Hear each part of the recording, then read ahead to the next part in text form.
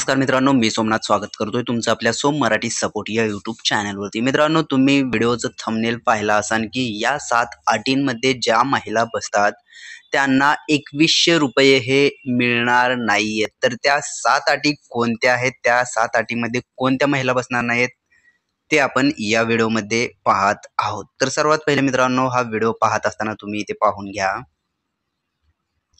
ज्या कुटुंबांचे वार्षिक एकत्रित उत्पन्न ₹2.5 लाख रुपयापेक्षा अधिक आहे, म्हणजे ज्या महिलांचं उत्पन्न 2.5 लाखापेक्षा जास्त आहे त्या महिलांना ₹2100 हे मिळणार नाहीये। 2 नंबरची अट पाहू शकताय तुम्ही इथे, ज्यांच्या कुटुंबातील सदस्य आयकरदाता आहेत त्यांना सुद्धा हे ₹2100 मिळणार नाहीयेत। आणि 3 नंबरला तुम्ही इथे पाहून घेऊ शकताय, ज्यांच्या कुटुंबातील सदस्य नियमित कायम कर्मचारी म्हणून सरकारी विभाग, उपक्रम मंडळ, भारत सरकार किंवा राज्य सरकारच्या स्थानिक संस्थांमध्ये कार्यरत आहेत किंवा सेवानिवृत्तीनंतर निवृत्तीवेतन घेत आहेत, तथापि 2.5 लाखांपर्यंत उत्पन्न असलेले बाह्य यंत्रणाद्वारे कार्यरत असलेले कर्मचारी, स्वयंसेवित कामगार आणि कंत्राटी कामगारी पात्र ठरतील असं सांगण्यात आलेलं आहे। तर आता 4 नंबरची अट तुम्ही इथे पाहून घेऊ शकताय। 4 नंबरची अट मित्रांनो तुम्ही इथे पाहून घ्या, सदर लाभार्थी महिला शासनाच्या इतर विभागामार्फत राबविण्यात येणाऱ्या आर्थिक योजनेद्वारे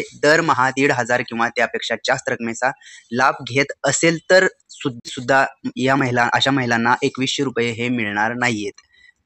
5 नंबरची अट तुम्ही पाहू शकताय, ज्यांच्या कुटुंबातील सदस्य विद्यमान किंवा माजी खासदार, आमदार आहेत त्या महिलांना सुद्धा इथून पुढे आता ₹2100 हे मिळणार नाहीयेत। 6 नंबरची अट तुम्ही पाहून घेऊ शकता, ज्यांच्या कुटुंबातील सदस्य भारत सरकार किंवा राज्य सरकारच्या बोर्ड, कॉर्पोरेशन, उपक्रमाचे अध्यक्ष, उपाध्यक्ष, संचालक, सदस्य आहेत अशा महिलांना सुद्धा ₹2100 हे मिळणार नाहीयेत। आणि 7 नंबरची अट तुम्ही पाहू शकता, ज्यांच्याकडे 4 चाकी वाहन, इथे ट्रॅक्टर वगळून आहे, ट्रॅक्टर असलं तर चालतं पण 4 चाकी वाहन त्यांच्या कुटुंबातील सदस्यांच्या नावावर नोंदणीकृत आहे, म्हणजेच एखाद्या कुटुंबाच्या घरातील सदस्याच्या नावावरती जर 4 चाकी वाहन नोंदणीकृत असेल तरी सुद्धा अशा महिलांना सुद्धा ₹2100 हे मिळणार नाहीयेत। तर मित्रांनो, या काही महत्त्वाच्या अटी होत्या, ज्या 7 अटींमध्ये महिला बसतात त्या महिलांना इथून पुढे ₹2100 हे जे लाडकी बहीण योजनेअंतर्गत भेटणार आहेत ते आता पुढे मिळणार नाहीयेत। तर मित्रांनो, ही एक महत्त्वाची अशी अपडेट आपण या व्हिडिओमध्ये पाहिलो आहोत।